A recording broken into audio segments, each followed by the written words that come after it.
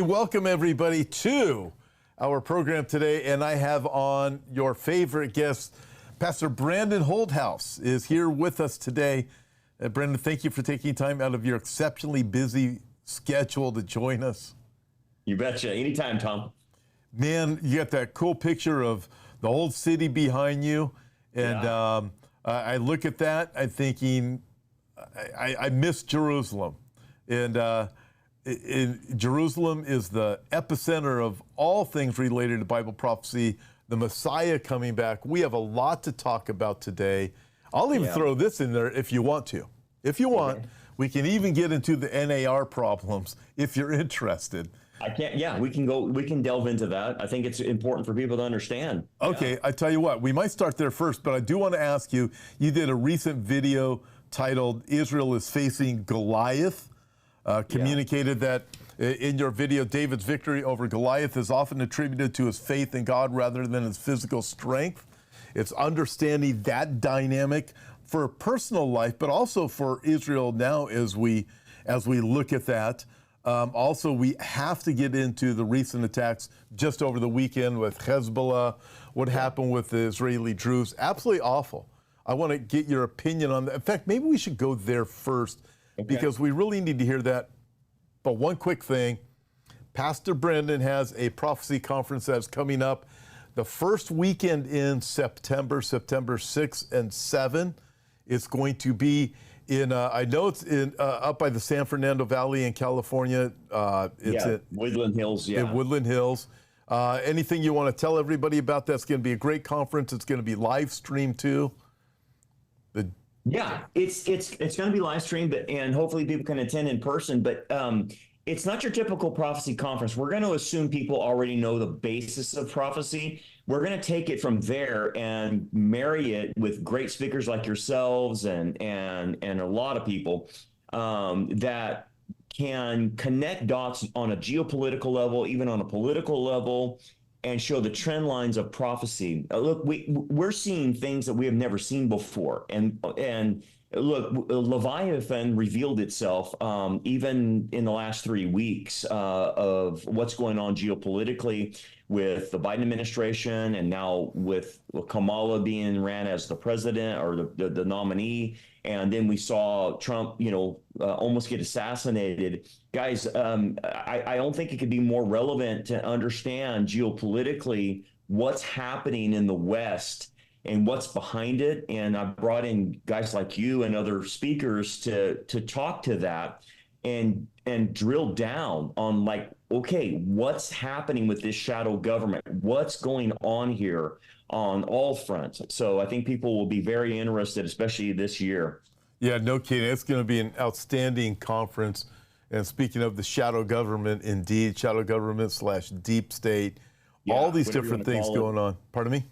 Whatever you want to call it. Deep state, the Leviathan, whatever. It showed itself. Yeah, it showed itself. So many different things to talk about. So we might even get into some of that, depending on how much time we have. Yeah, but let's start here. Let's go up north of Israel. We had over the weekend this absolutely horrific attack against the Israeli Druze community. I believe this is going to escalate. Brandon, when I think about this, Israel is going to prove that they're going to protect not just Israeli Jews, but they're going to protect Israeli Druze. They're going to protect Israeli Christians. They'll protect Israeli Arabs. They're going to protect their Israeli citizens. And, the world doesn't understand that. Here in America, we don't protect our own citizens. But Israel is not going to put up with this. The world's looking at them. But it's absolutely awful. These are children. And here we have the leftist media and even people on the right that say Israel attacks children. No, it's just proven. Here's the reality of it. Israel's in a war, and then they deliberately go after these kids. But I look at this. What are your thoughts on it? And how do you see this escalating? Well, what it shows the whole world is that the Hezbollah, Hamas, whoever, they don't care about civilian casualties. They'll kill children. In fact, in Netanyahu's speech last week and in front of Congress, he even said that he quoted one of these Hamas leaders saying, we use children, and they're, and And so this is part and parcel of a very demonically inspired group of people, whether it's Hamas, Hezbollah, or really behind it, Iran and the Houthis. And so they're willing to do this to anybody. They're what you're noticing is a pattern.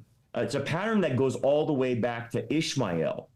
And if you recall, that pattern with Ishmael is he was persecuting. That's the word Paul uses in the New Testament. He was persecuting Isaac, and obviously Sarah told Abraham, "You got to get rid of him." And think about this. It was Ishmael was about 17 years old, 18 years old, and Isaac was a toddler. Okay, so I want people to understand that dynamic. A very aggressive teenager persecuting a toddler. Well, that pattern right there is what you see with the descendants of not only Esau and Ishmael. They attack children. They attack women. They don't care. They don't attack the IDF. And that's one of the things you start realizing is that pattern that Ishmael started, and even Esau and the Edomites started, of attacking Moses in the rear where the women and children are. They don't go head to head. They always attack the weakness. So that pattern is a very biblical pattern, endemic to the descendants of Ishmael and Esau. Okay, so they attack. Okay, so Israel is waiting. They're ready to go full Monty on Hezbollah. Okay, so I have our IDF contacts.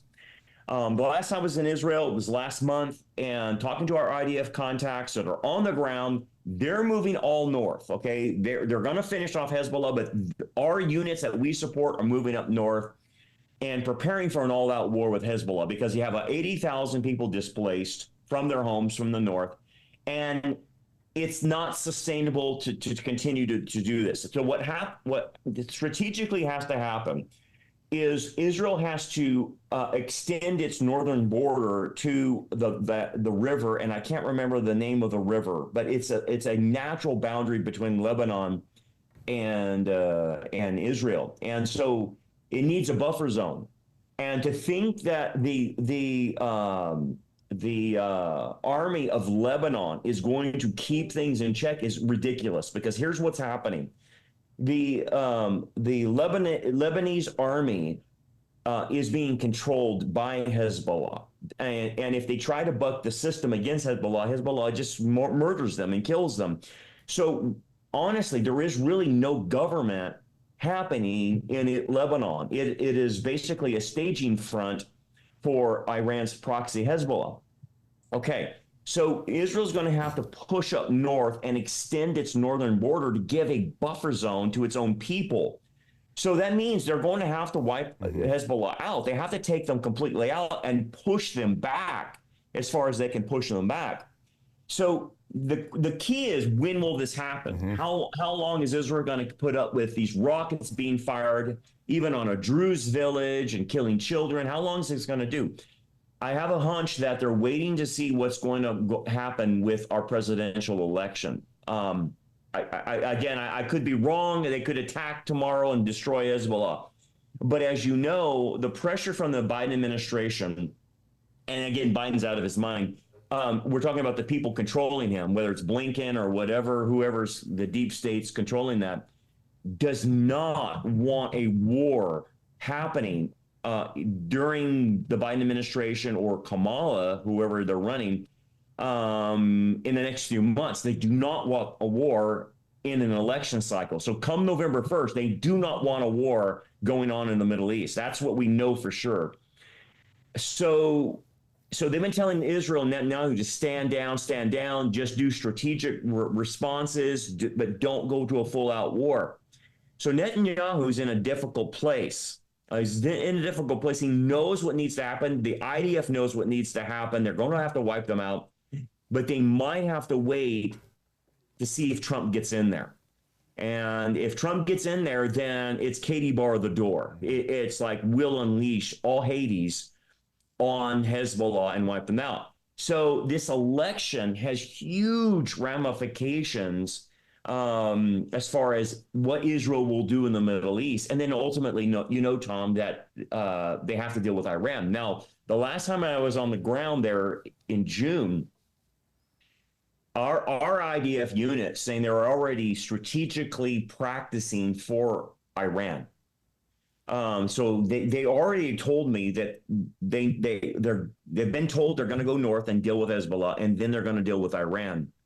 So when I hear that from our units on the ground, I'm thinking, oh my goodness, that's like we'll set off Gog of Magog, Psalm 83, World War III, basically, if they're going to do it. And what they say is, look, if we're going to survive, it's a life and death situation. Either we survive and they die, or we die and they survive. That's how they're looking at this, Tom. And so this thing's a total powder cake. And it sets, I think it's a chain reaction. Once it starts happening, it's going to set off a chain reaction of all kinds of stuff, because then you've got Russia involved because they're connected to Iran. You got Turkey involved because they're connected to Russia and Turkey, and they hate Israel. So that's my opinion, but that's what I'm hearing on the ground, Tom. Yeah, that's excellent. I believe Israel will do something. The timing is, like you said, when. In fact, they're going to have to do something. They can't not do anything. They've got to deal with Iran eventually being the big problem, because they're the ones who have their proxies like Hezbollah doing all of their fighting. It's kind of like the bully who's kind of a chicken to get into the fight himself. So he sends other littler bullies out to do his fighting for him, because he doesn't want to get confronted directly. And from what I understand, Iran also knows they have another problem. They would lose in a head-to-head war with Israel if it was just Iran and Israel. But you bring in Russia, you bring in, you start bringing in Ezekiel 38 kind of thing, it's a different ballgame. But when you look at that, I think it was the Alma Institute up north has stated, hey, here's the plan. The plan from Iran is the war of attrition. So bring Israel to a point where they've got to launch more and more of the Iron Dome. The Iron Dome. Launch the Iron Dome. Costs, what, 50 grand each one of those. It's a war of attrition. Also displace more people. This is so devastating what happened. Who would be a parent that, your heart's got to break for these people. There's brothers and sisters, there's families just absolutely devastated. So this is going to force Israel and more people to say, hey, we cannot live up here. A lot of evacuees already, but they're going to see more of it. And from what I understand, this is the thought of Iran. We can't beat them in a head-to-head war, but we can win a war of attrition. And you look at this, but it's just horrific. So Israel has to do something when they do it. I agree. Here's something else I think, Brandon, when anybody who has a right mind knows Captain Kamala, Queen Kamala. She's like the worst person in the world to run this country, to run anything. I could say except maybe a brothel, but I don't know if I'm supposed to say that on here. But or work at her or whatever. She's a horrific person. They're painting her out to be the Virgin Mary. But she's an Israel hater. She's a Jew hater. Absolutely. And to think this is the direction things, imagine if somebody from the left comes in to be president, it is just full, the anti-Semitism, the green light for anti-Semitism and Jew hatred and increased pressure against Israel is going to be in a place that we have not experienced in our lifetimes. Right. And so let me answer both of those things that you mentioned, attrition, because I talked to Caroline Glick, as you know, when I was in Israel last time, and she brought that up, that we're fighting a war of attrition and it's more expensive for us. Hezbollah, because it gets its funding and missiles from Iran, it's pennies on the dollar for them to shoot missiles into Israel, but it's millions of dollars for Israel to defend itself. And so what you end up happening is it's destroying their economy. And you've been there, I've been there recently, and there's no economy going on as far as tourism, that's for sure. And you just can't keep paying money to defend yourself. It actually in war, military strategy, you will lose the war if you're just simply on the defense all the time. You have to eventually go on the offense because it actually saves you money. And so Caroline Glick brought that out. So it comes to a certain point that Israel is going to face that we have to attack because we're running out of money. So now let's go to Kamala and whoever her handlers are and whoever was handling the Biden administration.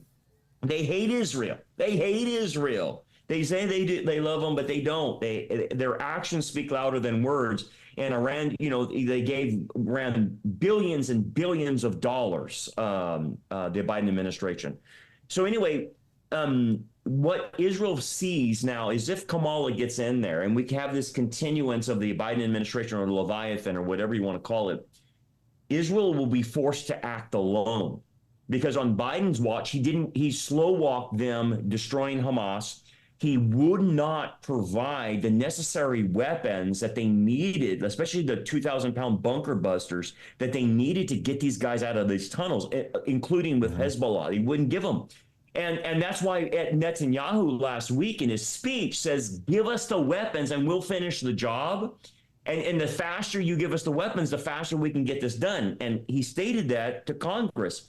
Well, it's because Joe Biden's administration has been slow walking the weapons. And so he cannot finish Hezbollah.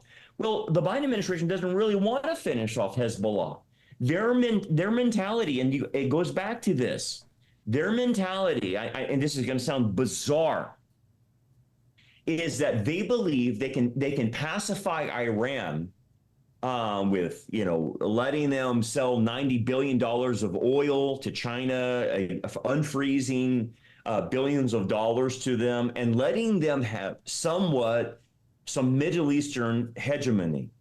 And they think the Biden administration, this is a liberal mindset, okay, a leftist mindset, that if we appease them, then they'll calm down their proxies. And we won't have to worry about Hezbollah. We won't have to worry about the Houthis or Hamas or anyone else for that matter if we can appease Iran. This is the stupid, like Jimmy Carter mentality. We can appease evil. But it also is found in the Bible. Jacob tried to appease Esau, and it didn't work because the perpetual hatred that Esau had was passed on to his family. And that's a biblical principle. You don't appease evil. That's what we're doing. You can't. It's funny in a way. I remember back when I was in high school, I was a freshman in high school. I came out of Catholic school, 8th grade. I'm a freshman. It was my first day of school, right? I'm not used to a public high school. I'm not used to that environment. So I'm there as naive my first day. A couple of kids came up to me, and they basically, one kid said, hey, man, I don't have any money for lunch. You got any money? And da-da-da-da. And I had like 50 extra cents on me or something. I said, sure. I felt bad for the kid. I gave him 50 cents. And he goes, hey, man, come on over here. I won't say too much. This guy's got money. And I didn't have any more change on me, right? But anyways, I talked them away. They came back the next day with 2 more guys. Sure. The next day, I stood up to him. I talked to my brother when I got home. He said, this is what you do. I stood up to him. You have to learn fast. You cannot appease them. They learn real fast. You appease them, they're just going to invite more people after you, more stronger bullies, whatever it is. And this is exactly it's just absurd. Plus, you have the Jew hatred at the exact same time going on. It's the Jew hatred plus let's just throw a few more pieces of chicken to the alligators or whatever. Absolutely. And then let me add an additional factor that's causing a lot of problems in the conservative realm. There are conservatives, Tom, that think that we're actually trying to have a war with Iran. That behind the scenes, you have the neocons that are actually wanting to spike up a war with Iran, which is the most conspiratorial stupidity I've ever heard. Because everybody in their right mind knows you start a war with Iran, you're bringing in Russia, you're bringing in everybody. And so they're saying, well, the warmongers, and they're using Israel to incite this. And so Israel's part of this neocon conspiracy theory of spiking up a war in the Middle East for the neocons and the military industrial complex. And I thought, oh my goodness, I cannot believe I'm hearing this. It is so off the mark. But anyway, at the same time, we're trying to discuss things in a rational way. You have, even in the conservative realm, conspiratorial stuff that throws Israel under the bus, that Israel is being used to incite all of this. And it's like, wow, it's going to be very difficult to have clarity going forward if you don't know the Bible. That's for sure, because it's going to get very confusing out there with the rhetoric not only coming from the left, but now coming from the right. It's crazy. And that sounding from the right against Israel it's just increasing almost every day, it seems, as we're looking at it. It's not good. Wow. You got people like Tucker Carlson, you have people like Candace Owens that are just showing their anti-Semitism and saying that Israel's just it's like, oh my goodness, like, wow, you're confusing people, dude. But again, I think the further we go on, Tom, the more lies are going to come out about not only Israel, but all these other things, and the lies about us, you and I being shills for Israel, shills for the Jews. Yeah, we're shills for Israel. And we're part of the Zionist regime that, wants, it's just, I'm a Christian nationalist all of a sudden, and it's just I want to build a theocracy, and it's like, I'm not a Christian nationalist, but they're painting us all in that corner, and I think the devil's working double time to hit us at both ends, and then you got guys going on Tucker Carlson's show, denying the rapture, that it was invented by Darby, and it's like, who are these people, man? I'm so sick and tired of it, Tom. Yeah, but it is amazing, the attacks against the Bible. When we were down in Mexico a few weeks back, I stayed over on Sunday and I taught a message on Israel down there. And a gentleman from down there, he came up to me afterwards and had to be translated. He was in Spanish, and he was very bothered because I said I'm a Christian Zionist, right? Yeah. And I explained the whole biblical principle that God is a Zionist. He is the original Zionist. Amen. Came up to me afterwards, just totally, really bothered by it. And I said, look, it's biblical. I'm a biblical Zionist. That's what I just presented, the whole case of God's case for Zionists, basically, what my message was. But it's this mindset that's on the right that is absolutely devastating to anybody who doesn't have a clear understanding of the Bible. Another reason why you said we got to be really solid in the Bible. The deception is only going to increase, and it is increasing. Speaking of deception, NAR movement, New Apostolic Reformation, the Seven Mountains Mandate, we're going to Christianize the world. The whole thing, I mean, there's so many different dynamics to it, but basically is we're going to fix everything, and that's what we're going to do. We're going to do it. How arrogant is that? How arrogant of a mindset. But the problem is, Tom, and you've seen this in this movement of trying to get America back, which I'm all for, getting America back to biblical values. I'm all for that. But there are real Christian nationalists. And what's driving a lot of the Christian nationalists is the NAR theology of we're going to Christianize America. And then when we Christianize the world, we can hand the world back to Jesus, and he'll come back and we'll hand him over the kingdom. And he can take it from there as we establish the kingdom by ourselves without Messiah. It's insane.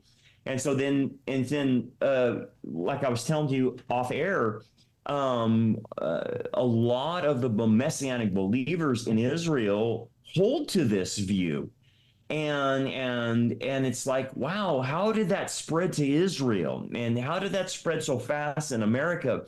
And I get it. There's the attraction is we want to reclaim our world back for Christ and stuff like that, but that's not your mandate. The mandate's the Great Commission. The mandate in the Great Commission is not to reclaim society, it's to reclaim lives for Jesus. It's to get them saved and then disciple them. And as a result, that might change your society if you get enough people converted. But do not think for a moment that the Great Commission is a guarantee that you're going to change your society. I think we're at this point now in prophecy with the great apostasy that the society's gone, the culture's gone. Does that mean I give up on my Great Commission? No, I still can do the Great Commission even though I've lost the culture. But the NAR is attractive to people because, well, we're going to Christianize the educational system. We're going to Christianize by getting Christian politicians in there. And I want to say, good luck. Good luck with reforming the public schools and the colleges. You know, you're crazy if you think you're going to do that. Those things are dead and gone. And I hate to say it, you can kiss America goodbye. We're going to a globalist system, whether you like it or not. You're not going to be able to stop that. There are things that has happened and barriers that we have crossed that you don't come back from. Once you go transgender, once you go into that movement of grooming children, I'm sorry, you don't come back. In fact, the only thing left for you is judgment. Yeah. I look at that in light of Romans chapter 1, where God will give them over to a reprobate mind, and we've been given over. You look at where we are. You know, we see what happened in Paris over the weekend. The Olympics, for goodness sakes. Yeah, you have the Olympics, and then we have Kamala Harris to begin her campaign trail. How exciting is that? She meets with a group of drag queens. We got to love everybody. You know, I mean, the whole thing is just so in your face and so wicked and so evil, not to mention all the other things that are happening in society. However, at the same time, where I think Christians who are into Bible prophecy, we get ourselves into a little bit of a problem because sometimes all we do is sit around and wait. And we go, well, the rapture is going to happen, I'm not going to do anything. But that's wrong also. And we do have righteousness. We got to get the gospel to people. And we still are making ourselves ready, as with the righteous acts of the saints, Revelation 19. Yeah. And so we got to be involved. We're supposed to be salt and light to the end. I mean, I'm still going to vote. And I can tell you this much, I'm not voting for... outvote the cheating. Yeah, I'm not voting for Kamala. And it doesn't mean that we're going to win or we're going to Christianize the world, but I will do what is right as far as best as possible to move forward and to be able to have as many open doors as possible to present the gospel and recognize the different dynamics that are going on with Israel and the perversions in the schools and everything. Listen, with schools, I believe, like you, the schools are gone. The Department of Education for the United States of America is absolutely evil and corrupt. But you know what? Pull your kids out. That's the best message you can do. And homeschool them. And you start recognizing this is what I can do. I can do what is right. But we look at the NAR movement. It's affected Messianic community. It's affecting so many people here in America where you're not even allowed to talk about the rapture. Right. And you know, the interesting thing is, you know, even in our camp, Tom, we're seeing people put on the white sheets and sit on the rooftops and wait for Jesus, and they're not active and being salt and light. And you got people saying not to vote. Hey, man, I'm going to register people to vote because even though I know the culture's going a certain direction, I'm not going to be accused by the Messiah of sitting on my hands and doing nothing to try to prevent the evil. I have a mandate to be salt and light, and that means I've got to restrain evil. The Holy Spirit's restraining evil through us right now. So I'm going to register to vote. I'm going to encourage people to vote. I'm going to encourage our people to run for office, even though I know the culture's going to, go into the pit. I'm still going to do that. We're responsible for that. But yet there's people in our camp, Tom, that have just dropped out of the entire salt and light and figuratively put on the white sheets and tell people not to vote. What are you, crazy? You're telling people not to vote? Are you insane? You don't vote, then it's an automatic win for them. It's an automatic. And you're going to let the culture just go down the tubes because you say, well, it's inevitable, I don't do anything. I have the same arguments right now here in California. And I've been talking to the pro-life people here in Kern County and in Bakersfield. and they're telling me, Brandon, we can't get any churches involved. I said, what are you talking about? We're against abortion. We're pro-life. And they go, we can't get the churches to sign up. I said, what are they saying to you? They say it's a lost cause. I said, so they're telling you it's a lost cause, so they're not going to fight for the lives of the unborn because we're in California. I said, shame on them. Shame on them for not confronting evil. Look, man, and I think that's a dangerous position to get in because it's the Thessalonian error that I'm not going to do anything while I'm still here. So what are you going to do? Huddle up in your little church and pretend it's not happening and you're not going to try to rescue as many as possible? Tom, it makes me livid to hear that. Because that's the same accusation that Eric Metaxas and that guy he brought on his program made to us, which you and I are both politically active. I show up at board meetings. I'm protesting drag queen Christmas down here in Bakersfield. And that's the very accusation that Eric Metaxas leveled against us. And yet we have people in our camp that are fitting the mold of what they were talking about. Yeah. It blows my mind. It's so well said. I think of that, so many people in our camp that were so upset with the Eric Metaxas interview, yet they're guilty of exactly what he said. And you look at this and you go, well, what do you do? I mean, I have some people coming up that I'm going to be interviewing here. It'll be on my podcast. Apparently now I'm going to find out how much I'm going to offend people because these are in the public square and they are pushing forward in righteousness because this is what we're supposed to do. I mean, I look and go, if I don't vote, what I've given over is to Kamala Harris, whoever they're going to run, is this what I've given over to? Abortion will be it'll be absolutely unparalleled to anything we've seen before. The LGBTQ agenda, what's happening in schools, Israel, we start looking at these things. You don't have to say who to vote for, but I can tell you who not to vote for. You know, and by not voting, you literally just are handing over abortion to go unparalleled. Never like anything we've seen before. By people who say, I'm pro-life. Well, if you're pro-life, give yourself a fighting chance. Get involved in the game. At least you got a fighting chance. And I mean, I'm going to get on. I'm just going to go on my soapbox. I'll stop here for okay. I get it, man. For now. But being salt and light means you delay the decay. Okay, so take for instance, I got a bunch of idiot people emailing me telling me that Trump's the Antichrist. Okay, that's what's ridiculous, just stupid nonsense. The Antichrist is Roman descent. Trump is not Roman descent. Let's get a clue about that. And neither is Barack Obama. Neither is Hillary Clinton. Okay, but anyway, they're saying I can't vote for a guy like that. He's a floozy and he's okay. We're not voting for pastors. We're voting for the lesser of the evils. And by the way, did you like what happened with the Supreme Court when they overturned Roe v. Wade? You can thank Trump for that. As far as him being in there and putting conservative justices on the Supreme Court, that changed that. Well, that didn't change anything for California. Yeah, I know, but it changed other things for other states. And it lessened the abortion. It didn't completely eliminate it, but it did lessen it. And that's the idea of why we vote. We're trying to lessen the evil, lessen the impact of evil. And I look.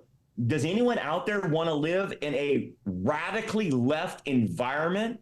Well, if you want that, throw up the towel and do the white towel and surrender right now and put your white sheet on and wait for Jesus. But when I guarantee you Jesus comes back and you're at the Bema seat, you're going to get the biggest tongue lashing you ever imagined for not being salt and light. I'm just putting the warning out there. Yeah, I thank you so much for just the things that you are sharing. I look at this and think in 2 Thessalonians chapter 2, when the restrainer is taken out of the way, well, it's the Holy Spirit restraining through the believer. If you're not restraining, if you're just saying, I'm not going to get involved, I'm just going to get mad at everybody that is involved, you know, it's like, what part of the restraining portion are you? And in Luke chapter 12, Jesus talks about a reward for those who are watching and waiting for his return. but he says this, which is great, but he says this, watching and waiting and making themselves ready. Well, what's that? The ready part is, again, it's the righteous acts of the saints, is being involved. It is the salt and light. But I look at this, so we're not NAR. We know we're not going to run we're not going to Christianize the world. That is not what this is about. It is about standing up for righteousness and being able to hold off and restrain back through the power of the Holy Spirit working through us against as much evil as possible. And so you're hitting the nail on the head. So they're going to say, well, what separates you, Brandon, from NAR or Christian nationalists? It's my motivation. That's what my motivation. I have no intentions of Christianizing the culture, of thinking I'm going to complete the 7 mountain mandate that was just made up by the NAR. So what's your motivation, Brandon, for being politically active? I want freedom, because freedom allows me to get the Great Commission and do the Great Commission without being censored, without my church being shut down, without me being censored on YouTube and Rumble. I want the freedom to get the truth out and rescue as many people possible. Therefore, because that's my motivation, I am politically active. That's what it comes down to. Do you want less freedom or more freedom? Do you want more room to work until the time of the rapture, or do you want less room to work? Do you want more persecution or less persecution by the time of the rapture? Take your pick. If you surrender now, you're going to have less freedom, more censor, and you're going to have more persecution come to you if you allow this to happen, if you don't push back. That's the motivation. Yeah, I'm not going to bury my talent in the dirt. And just let it sit there. And I want more freedom, as you put it. I want more freedom to be able to preach the gospel. That's what I should be doing. I'm going to work while it is light. It's still light. I'd like to have as much light as possible until we are called home. You know, we could be called home tomorrow, but but we might not be called home for 10 more years. I remember saying that 5 years ago. Boy, people got mad at me. Well, now we're getting closer to that 10-year mark. We must be pressing forward with the gospel. Listen, everyone, I want to encourage you, not just this channel, but also Brandon's channel with Tip of the Spear. Like, subscribe, and share the videos that we do. And listen, we're equal opportunity offenders. But so is this. By the way, this is the most offensive book that's ever been written, just to keep that in mind too. But it helps us just to like, subscribe, and share with as many people as you can to combat the lies with the truth. And people say, what can I do to make a difference? One of the ways is just that, sharing. There's something that you can do right where you are. Pastor Brandon, again, your conference is coming up first weekend in September, 6 and 7. In Woodland Hills, California. The whole geopolitical conference is going to be fantastic. Any final thoughts on that? Yeah, so just to name a few guys, Patrick Wood's coming, Lee Brainerd, Billy Crone, Alex Newman, Bill Salas, John Haller, you, Tom, obviously, Bill Koenig, Carl Teichrid, Mondo Gonzalez. We had an all-star lineup, man, and all these guys are going to be going in deep about the trajectory, whether we're talking about technology or technocracy, like Patrick Wood will talk about. We're going to talk about from the political realm, the geopolitical realm, like Alex Newman's going to bring to light. And all of you guys, you all bring insight that can go deeper than just the political realm. Like, what are the spiritual realms? What's going on behind the scenes? And really, the bottom line is, how Luciferian is this? And look, Tom, if people have been under a rock for the last 3 or 4 weeks, you just saw a glimpse of Leviathan. He had to show himself a little bit with the assassination attempt of Trump, and then now the switching out of Biden with Kamala. Leviathan had to show himself because they couldn't hide Joe Biden anymore. So if you want to know more about Leviathan, you want to know more about the satanic system and what's really going on, come to the conference. Yeah, it's going to be a great conference. We can't wait to see you there. Whoever can make it, it will be absolutely fantastic. So make sure that you register. Again, just coming up just a few weeks away, about 5 weeks out. Thank you, Pastor Brandon, for taking your time out with me today. Thank you, everybody, for joining us. We'll see you tomorrow. We're going to have a great program tomorrow, too. Hope you're enjoying the new news program I'm doing also. And God bless you all.